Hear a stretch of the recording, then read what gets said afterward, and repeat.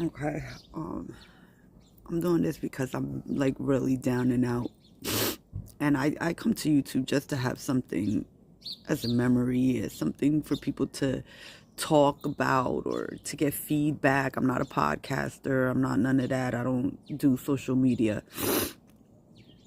But I did want something to record my life and the process and whatever I'm going through. I know I'm starting late, but better late than never, right? So I've been really down and out. I've been in this storm. Like, it's like every time I get a taste of happiness or a taste of freedom,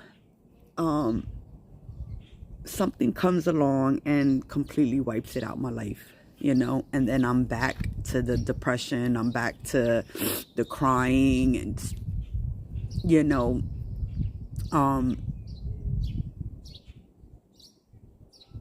I I started listening to Sarah Jakes Roberts. I believe the first one that I ever seen was Shipwrecked one time when I was pregnant. And I was like really down and out at that time. I didn't know if I wanted to have a baby. I didn't know none of that. And that one thing made me cry all the way to work. That day my car broke down. I had to catch a bus. I had to walk about 2 miles to work. And just listening to that whole service, I cried, and I feel like she saved my life, and I've been listening to her ever since. But I don't want to say but I've been listening to her ever since. And I hear, about them praying and this and that, and I don't know if I'm just doing it wrong, or I go back to the same sins, or I go back to my routine, that God doesn't hear me. I don't know why my prayers aren't strong enough.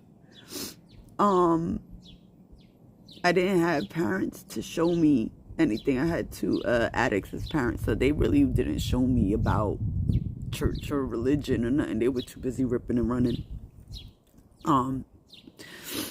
But I've been on this journey called life alone. And then when I find a partner, that's my phone. When I find a partner,